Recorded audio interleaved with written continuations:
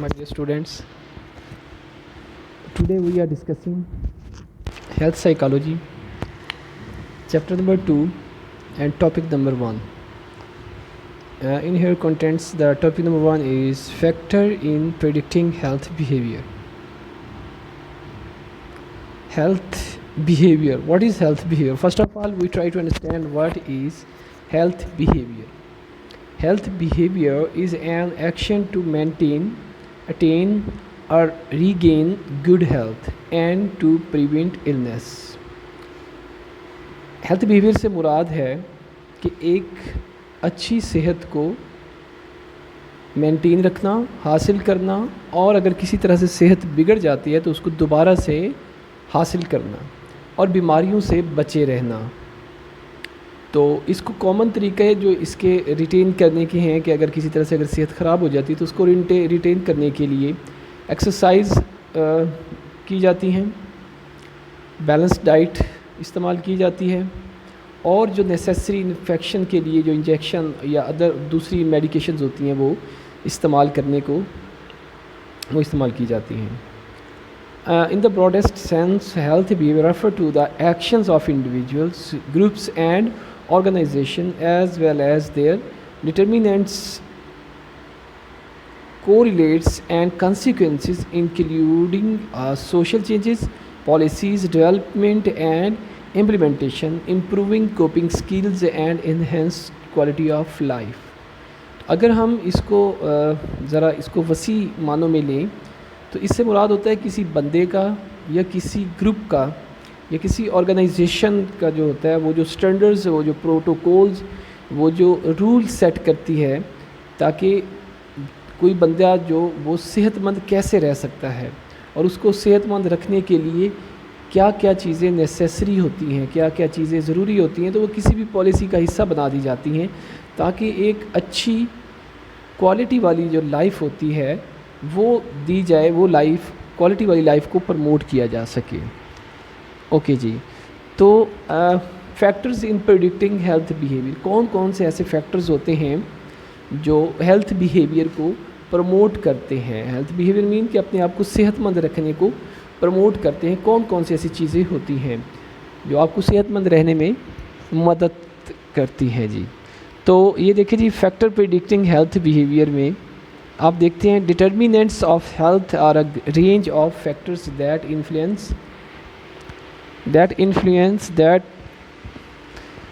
influence the health status of individuals or populations. At every stage of life, health is determined by complex interaction between social and economical factors, the physical environment and individual behavior.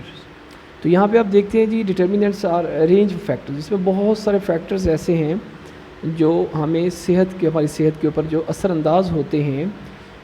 ज़िंदगी की हर एक stage पर मुख्तलिफ़ factors होते हैं, मुख्तलिफ़ अवामिल होते हैं जो समाजी अवामिल भी हो सकते हैं और मुआशी अवामिल भी हो सकते हैं, फ़िज़िकल अवामिल भी हो सकते हैं, माहौल भी हो सकता है, किसी फ़र्द का बिहेवियर भी हो सकता है. ये सारे अवामिल हैं जो उसके सेहतमंद और गैर सेहतमंद होने का तयन करते हैं. They do not exist in isolation from each other. हम तन्हा ज़िंदगी नहीं गुजार सकते, हम आइसोलेट होके नहीं रह सकते, बल्कि हम इंसान की जो फितरत में है कि वो ग्रुप में रहना पसंद करता है. Health related behaviour is one of the most whittle elements to the public health and well being. Factors that affect health status are. तो ये जो नीचे दर्ज झील हैं ये सारे वो फैक्टर्स हैं जो हेल्दी और अनहेल्दी होने के लिए या हेल्दी और अनहेल्दी रहने में अहम रोल प्ले करते हैं जी.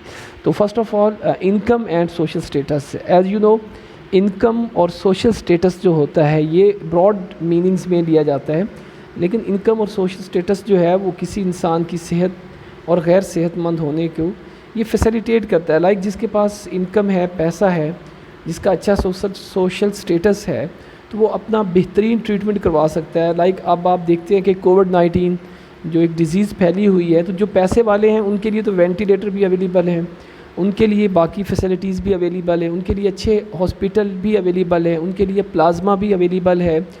तो इसलिए फिर वो जल्दी सेहत याब हो जाते हैं. और अगर यही कोविड-19 किसी गरीब बंदे को हो जाए تو وہ ہاسپٹل میں اس کے لیے ایک بیڈ ملنا بھی اس کے لیے مسئلہ بن جاتا ہے. تو انکم اور سوشل سٹیٹس اہم رول پلے کرتا ہے کسی بندے کے ہیلدی رہنے میں یا اس کے ان ہیلدی ہونے میں. نمبر 2 پہ آتی ہے سوشل سپورٹ نیٹ ورک. آپ کے جتنے زیادہ سوشل سپورٹ ہے تو سوشل سپورٹ جو ہوتی ہے وہ ڈپریشن، انزائٹی اور سٹریس کو ریلیز کرتی ہے. کوئی بھی بیماری ہے تو اگر اس بیماری کے ساتھ اگر ایک ایسوسیٹڈ فیکٹر سٹریس جڑ جائے تو اور پرابلمیٹک ہو سکتا ہے بیہیویئر. لیکن اگر سوشل سپورٹ ہے تو وہ ایک حوصلہ بندہ رہتا ہے جس سے اس بیماری کی شدت اتنا محسوس نہیں ہوتی. اور سوشل سپورٹ اہم رول پلے کرتی ہے آپ کو ہیلدی رہنے میں. لائک سوشل سرکل ہے آپ کا تو آپ دوستوں کے ساتھ گپ شپ لگا کے اپنی بہت ساری سٹریس اور ٹینشن ڈپریشن کو ریلیز کر سکتے ہیں. Education and literacy. جتنی زیادہ اچھی ویلڈ ایجوکیشن ہوگی اتنا زیادہ بندہ ہیلدی رہ سکتا ہے. جتنی اس کو ایجوکیشن ہوگی لائک ڈیزیز کے متعلق تو وہ ڈیزیز سے بچ بھی اتنا زیادہ وہ ڈیزیز سے بچ سکتا ہے. تو یہ بھی اہم رول پلے کرتا ہے جی آپ کے ہیلدی رہنے میں. Employment working conditions. اب ڈفرینٹ جابز ہیں، ڈفرینٹ جاب نیچرز ہیں جو اہم رول پلے کرتی ہیں انسان کے ہیلدی بیہیویئر میں. لائک کچھ ایسی جابز بھی ہیں جو کنٹینیوسلی بندہ وہ جابز کر کے فرسٹریٹڈ ہو جاتا ہے، اور کچھ ایسی جاب ہے جو وہ بندہ کر کے بڑا ریلیکس فیل کرتا ہے. لائک اگر آپ ایک پولیس مین کی جاب دیکھیں تو اٹس ٹوٹلی فرسٹریٹڈ جاب. ایک ڈاکٹر ہے تو اس کی بھی فرسٹریٹڈ جاب ہے. لیکن ایک اگر اسکول ٹیچر یا پروفیسر کا آپ لیں تو وہ بہت ریلیکس جاب ہو جاتی ہے.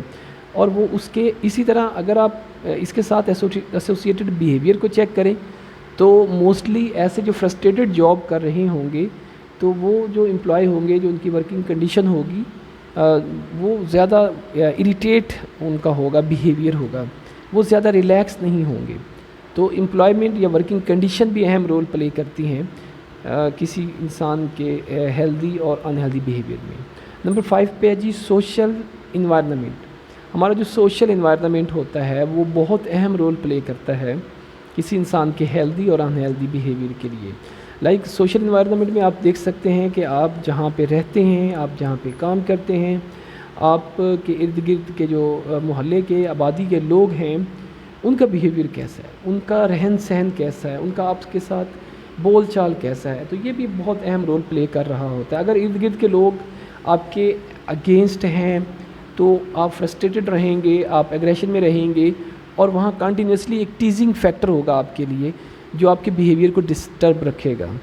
تو سوشل انوائرنمنٹ بھی اہم رول پلے کرتا ہے جی. نمبر 6 پہ ہے فزیکل انوائرنمنٹ. فزیکل انوائرنمنٹ سے مراد آپ کا گھر، آپ کا علاقے کی وہ فزیکل انوائرنمنٹ، وہ گلیاں، وہ ایریا، وہ ساری چیزیں ہیں جو اہم رول پہ. جو لوگ نیٹ، ایک ریسرچ ہوئی تھی جس میں یہ دیکھا گیا تھا کہ جو لوگ نیٹ کھلے گھروں میں رہتے ہیں ان کا بیہیویئر اور جو تنگ گھروں میں رہتے ہیں، گندے اور تنگ گھروں میں رہتے ہیں، ان کے بیہیویئر میں ڈفرینس کیا ہوتا ہے.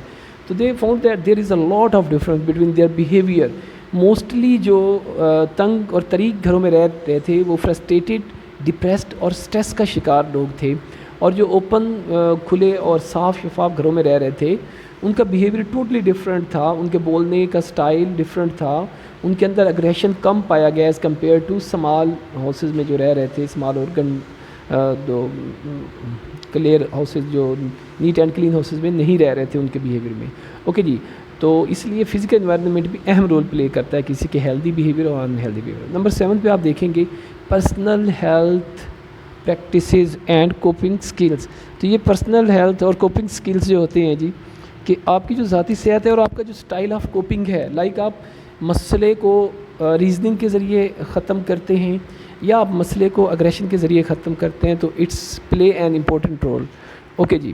تو نمبر 8 پہ ہے ہیلدی چائلڈ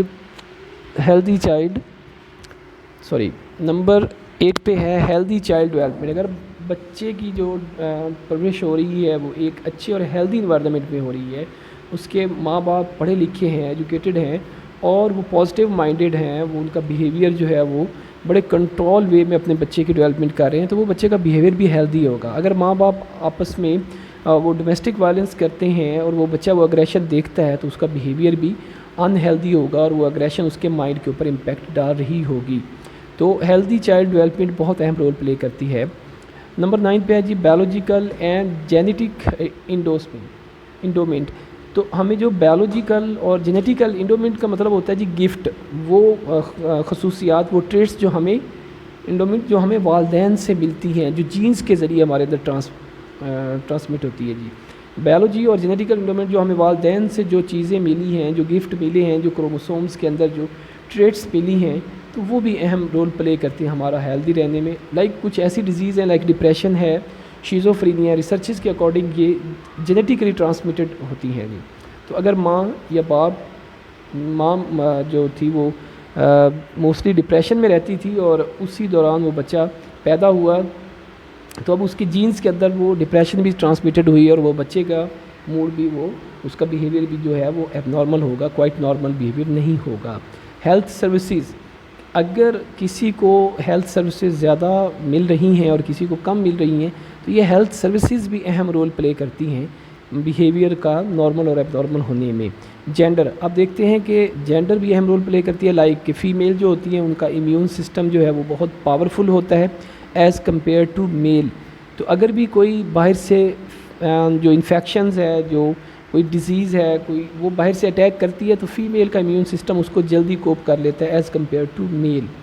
تو جینڈر بھی ہے جو اہم رول پلے کرتی ہے جی. اور فیمیل جو ہوتی ہیں وہ ان کا ایک فزیکلی امیون سسٹم ویک ہوتا ہے، اور باقی وہ لائک کہ جلدی وہ کوئی بھی کنڈیشن ہوگی تو اس میں اپنے آپ کو جلدی ایڈجسٹ کر لیتی ہیں اور اکارڈنگ ٹو سچویشن اپنے بیہیویئر کو وہ موڈیفائی کر سکتی ہیں. بٹ اسٹرکٹنیس ہوتی ہے میل کے بیہیویئر میں، تو وہ جلدی ایڈجسٹمنٹ یا یہ چیزیں وہ پرفارم نہیں کر سکتے. تو کلچر کی بات اگر ہم کریں گے نمبر 12 پہ، تو کلچر بھی اہم رول پلے کرتا ہے کسی کے بیہیویئر کے ہیلدی ہونے میں یا کسی کے بیہیویئر کے فالٹڈ ہونے میں. تو جو وہاں کا کلچر ہوتا ہے، جو نارمز ہوتی ہیں، جو وہاں کے سوشل ٹیبوز ہوتے ہیں، وہ بھی اس میں اہم رول پلے کر رہے ہوتے ہیں. تو یہ سارے فیکٹر مل کے کسی انسان کے بیہیویئر کو نارمل یا ایب نارمل ہونے میں یہ اہم رول پلے کرتے ہیں. تو یہ ہمارا ایک کمپوننٹس تھا آج کے ٹاپک کا ڈسکشن کا. تو باقی دوسرا جو ہے وہ انشاءاللہ ہم نیکسٹ لیکچر میں ڈسکس کریں گے جی. اللہ بلیس یو.